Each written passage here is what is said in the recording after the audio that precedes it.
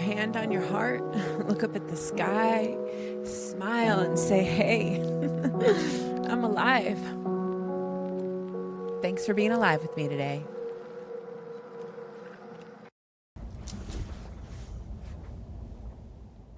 Hey, and happy today. I am Kate Manzer, host of Be Alive. I'm sitting here with pajamas, and I have my gold chain and my floofy skirt, and pajamas has her flowers on because we woke up at sunrise this morning to go out to the open road out here in West Texas where I am and capture some photos. I'm so grateful that I get the chance to wake up with her still.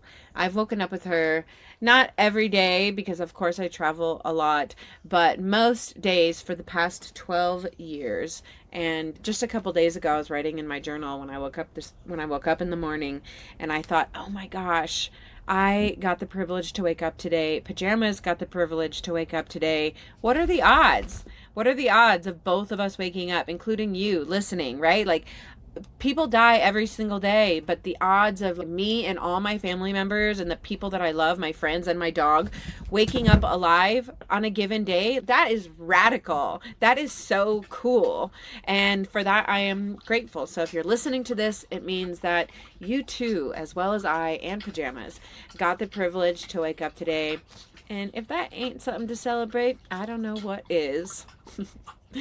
The topic for today's episode will complete our 3-part series on the F word. No, not that F word. Forgiveness. We had Sav Power come and share their story of how they were sexually harassed via cyberstalking for years, only to find out that it ended up being a family member. We had Riitsalu last week, who shared her story about her father being murdered when she was only 5 years old and her not addressing that until 25 years later.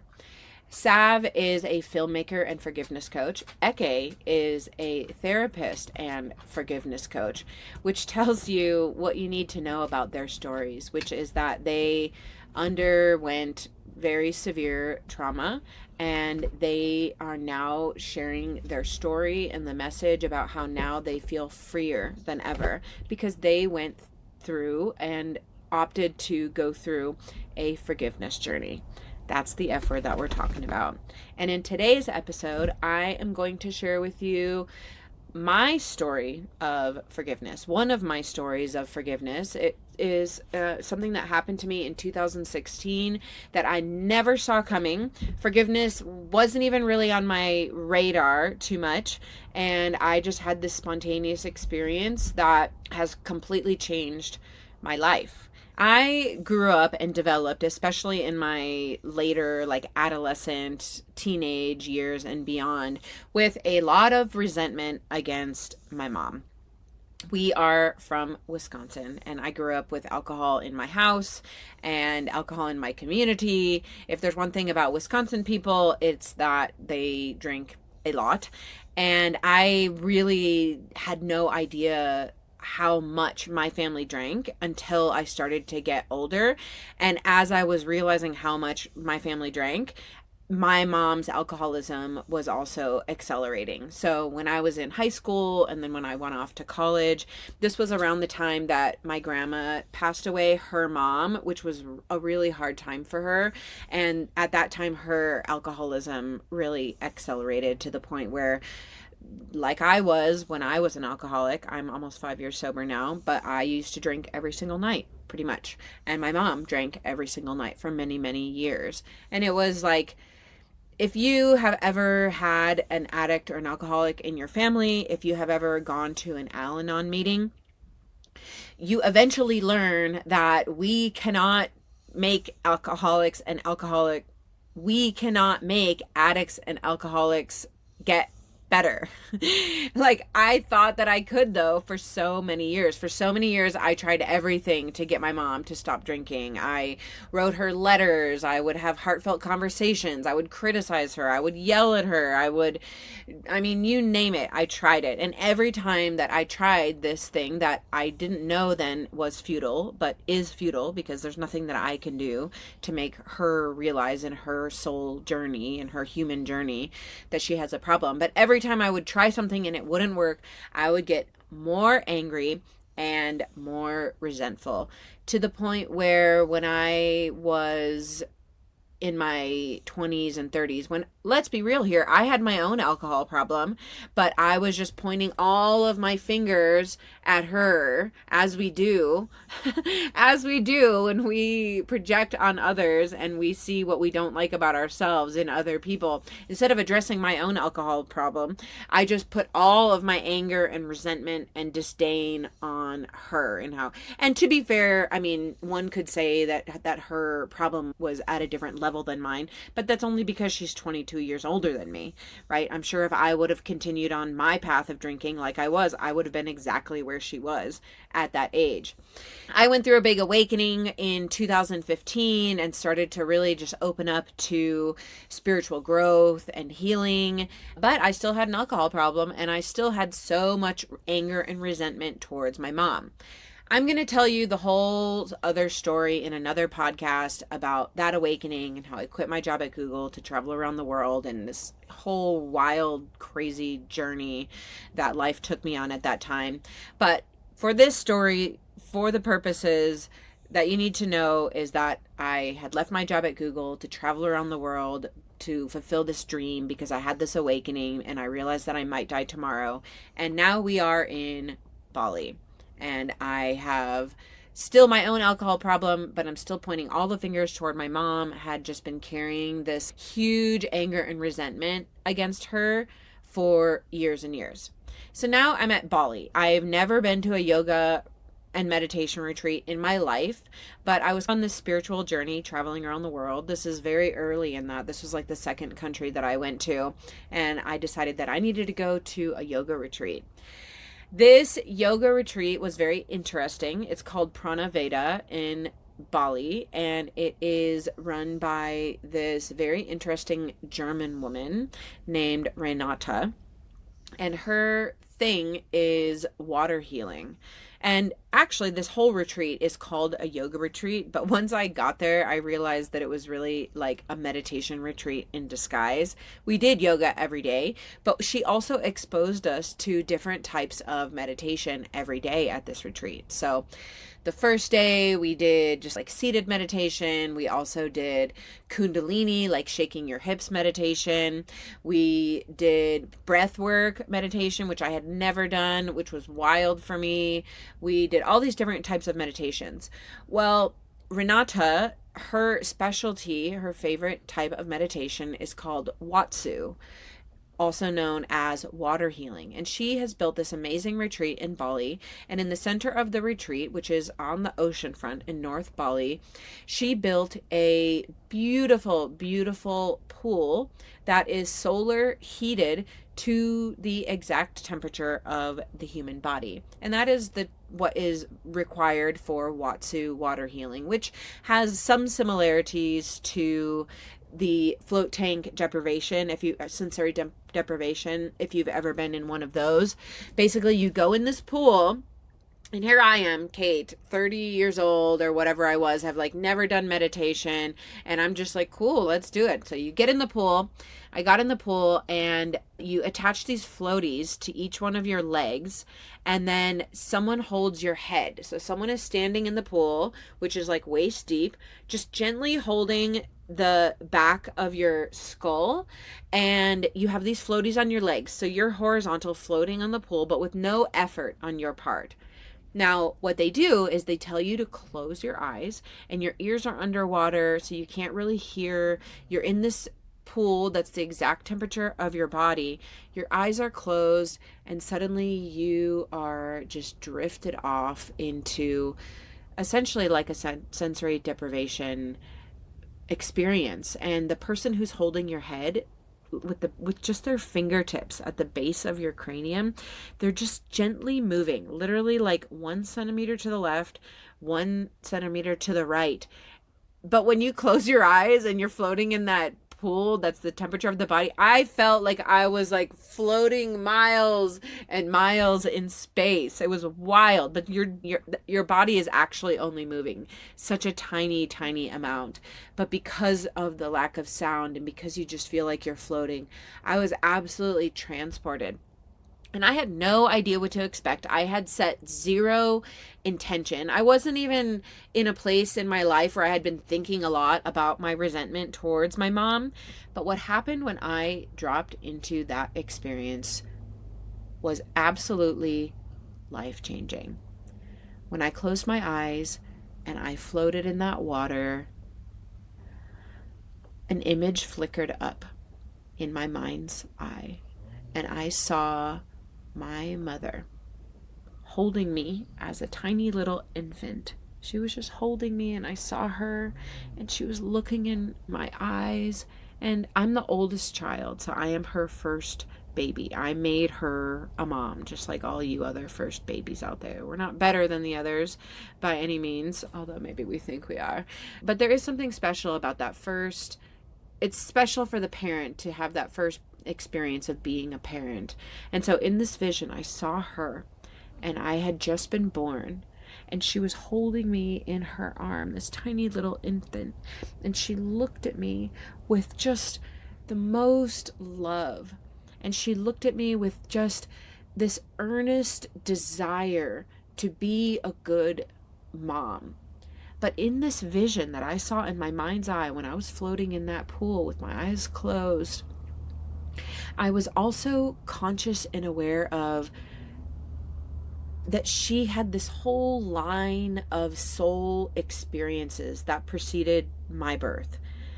Her dad died when she was 15 years old. I never got to meet my grandfather because my mom experienced the trauma of losing her dad out of the blue one day, totally unexpectedly, when she was 15 years old, among many other traumas that she has experienced, like so many of us.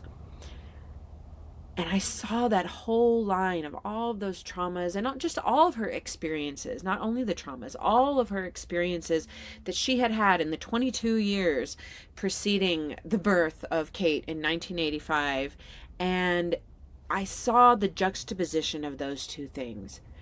This pure love and this earnest desire to be a good mom, and also the soul's journey that she had, and the experiences and the traumas and the challenges and the idiosyncrasies and the defects that we all have.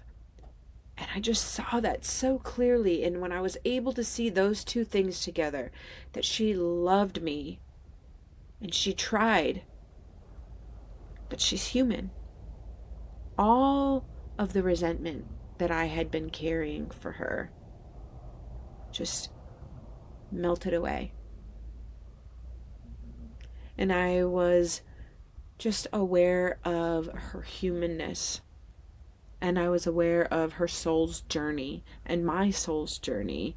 And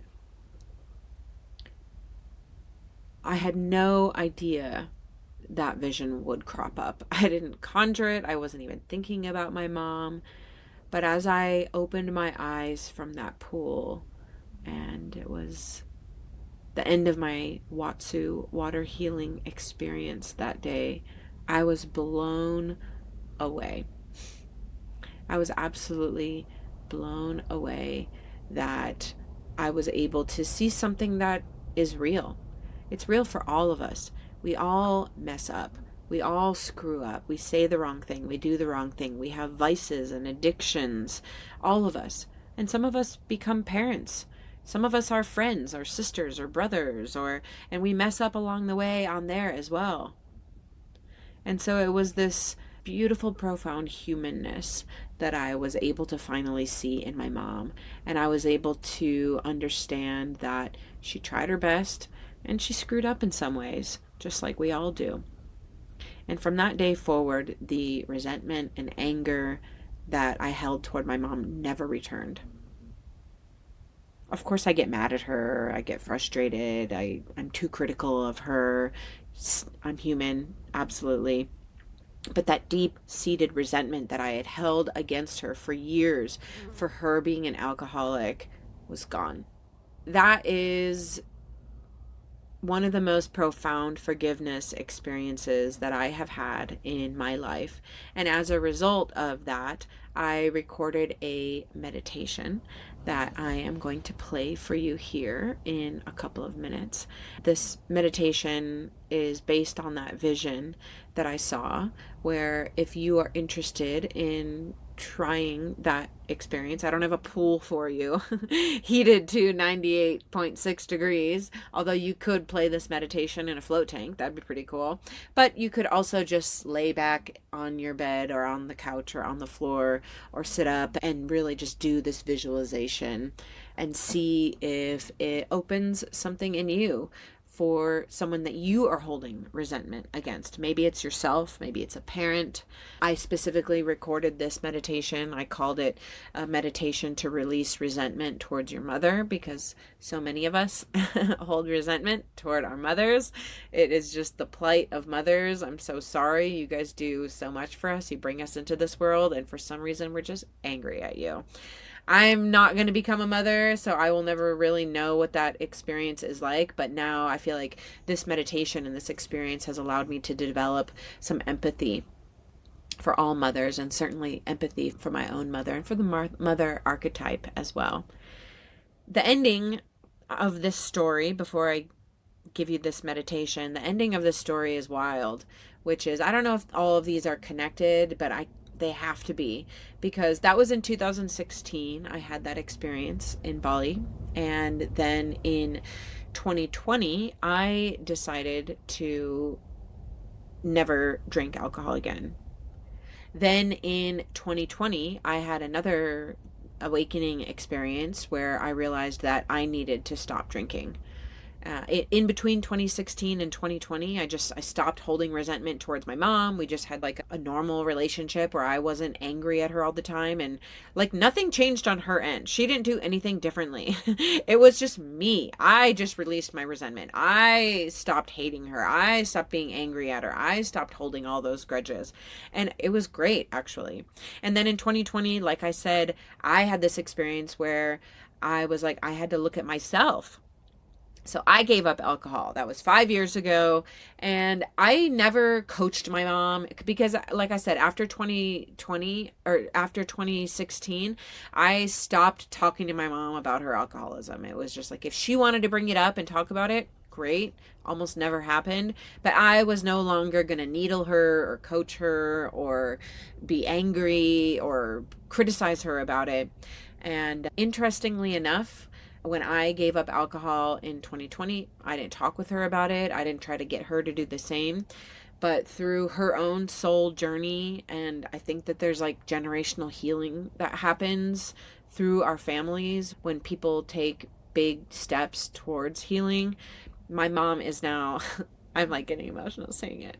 My mom is now almost a year and a half sober.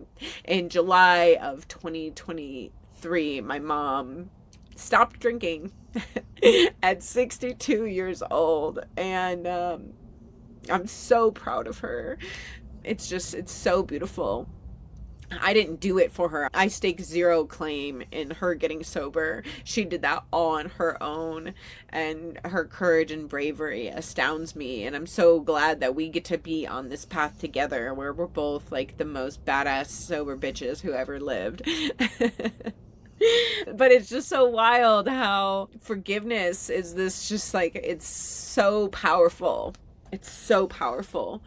And who knows what can happen energetically over the years. Like, this didn't happen overnight, but who knows what can happen energetically over the years when we decide to move toward love and away from judgment, when we move towards forgiveness and away from condemnation, when we opt to look at ourselves and our own issues as opposed to pointing the finger at other people. Thank you for coming on this 3-episode journey of forgiveness with me. I'm sure we'll talk more about it in the future because this is a topic I'm very passionate about. If it is the right time for you, and if you have some resentment towards your mom, this next meditation is for you. All my love.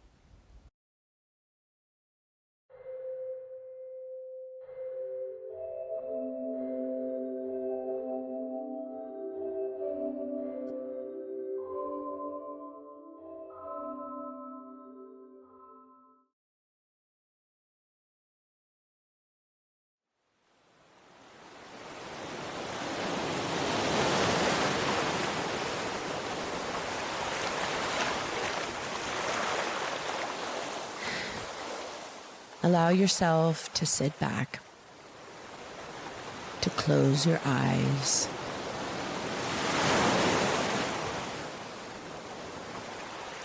to release tension, resentment,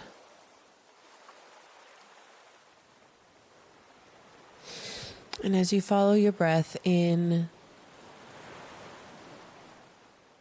and out, you feel the muscles in your chest relax, release, and let go. You feel the muscle within your chest, your heart, relax, release, and let go.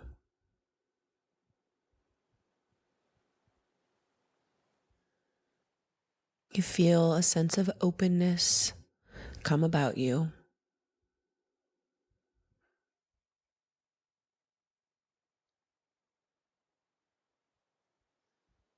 Continuing to follow the breath, relaxing into this moment, feeling your sovereignty,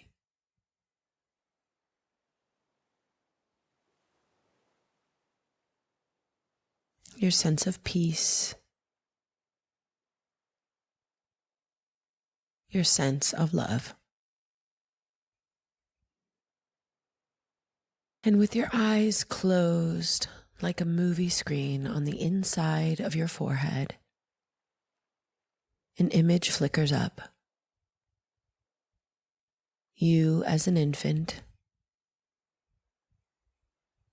being held by your mother.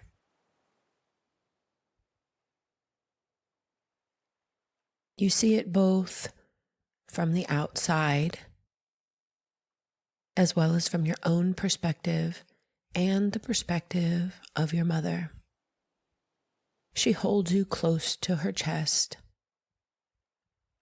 She looks in your face. And in this moment, you can feel her love, her hope, her pride,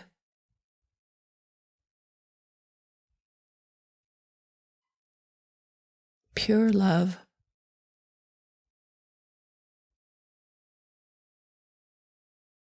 And as your perspective travels from the outside, you see the image, you being held as a baby, your mother looking lovingly into your face. And your perspective goes deeper. You see not just two beings, two humans. You see two souls.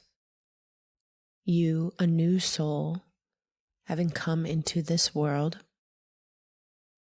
And your mother, a soul that's been on her path.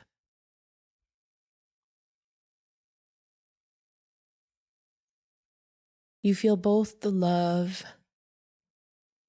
hope, and pride she brings to this moment, as well as a soul, the pain, the struggle,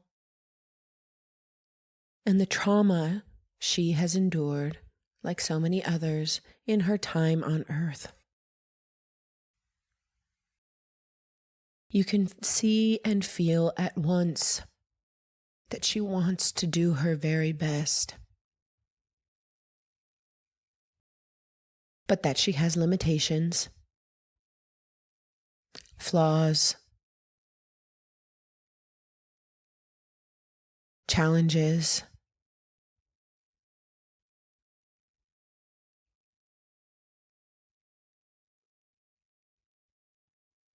In this lifetime and perhaps past lifetimes, she brings all of that to the experience and the challenge of being a mother to you.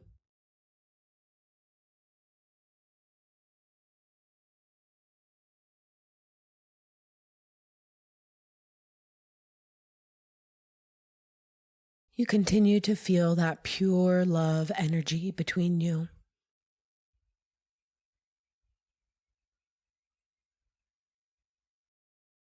And you see two souls again. Two souls that have been brought together to learn lessons through one another.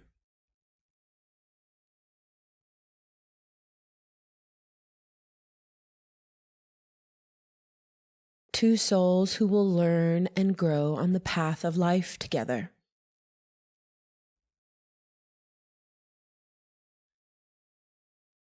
Two souls who, through challenge, struggle, friction, as well as beautiful, pure love, will grow, transform, and ascend together.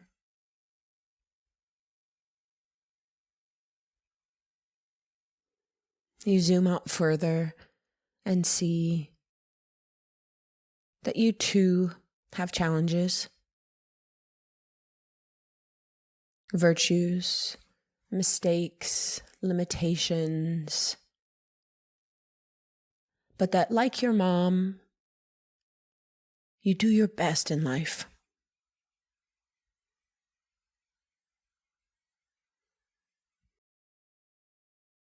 And so you see these two souls at the beginning of your life path. You both have hope, love, and pride. You'll both mess up, make mistakes, get lost, learn and grow.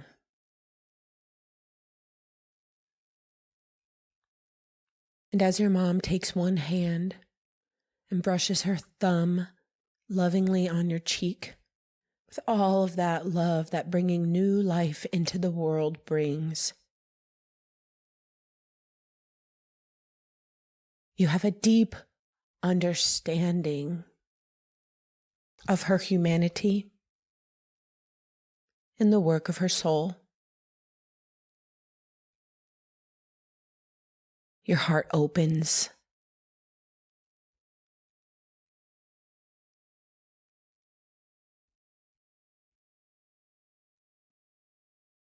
You relax into love,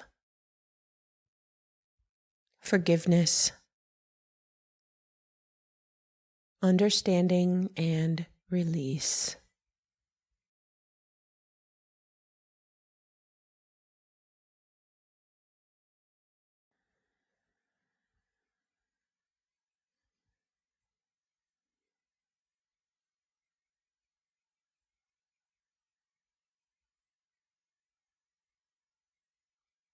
Breathe in and out. As we close this guided visualization, keep your eyes closed for a couple more moments. Mark that image in your mind of your mom holding you as a baby with all that love and hope. Mark the openness of your heart.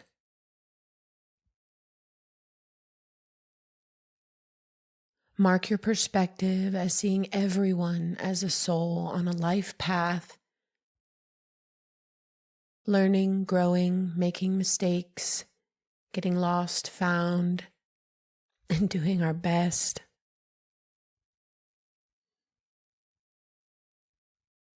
Release expectation for how others should be, and vow to love yourself. the way that you need and want to be loved. Vow to accept the love that others are willing to give and put boundaries in place when necessary. Vow to love some people from afar.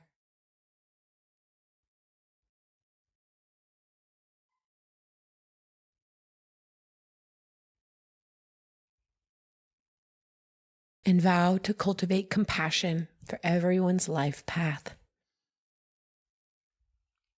In your zoom out perspective, you can see that we're all in this together.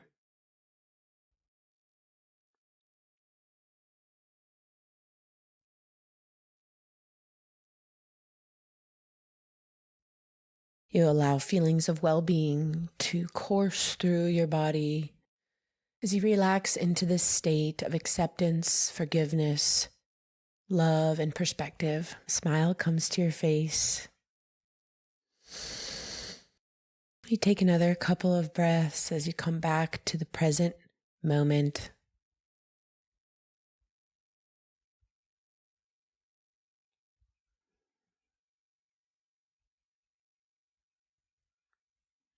And carry that love with you as you go through your day, your week, your month, your year, and every interaction. Thank you for joining me on this meditation today.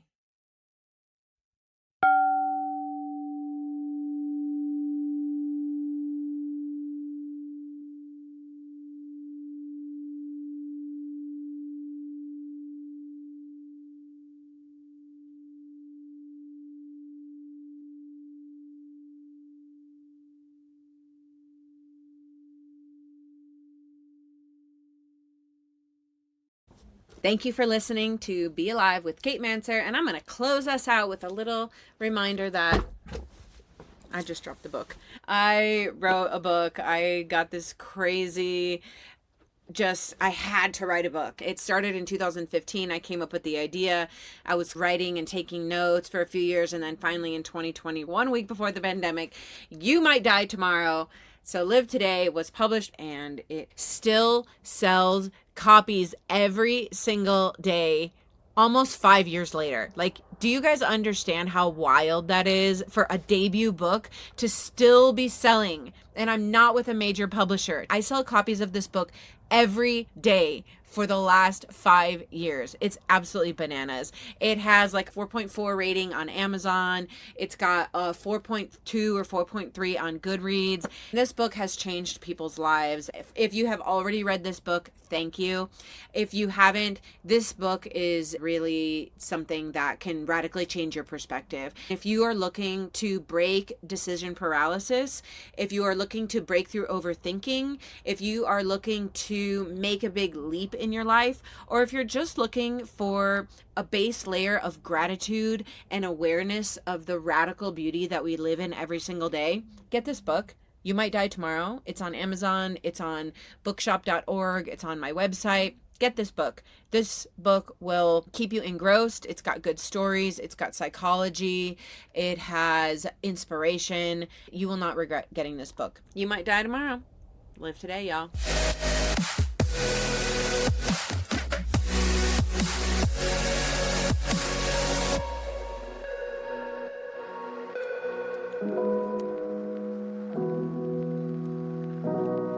Put your hand on your heart, look up at the sky, smile and say, hey, I'm alive. Thanks for being alive with me today.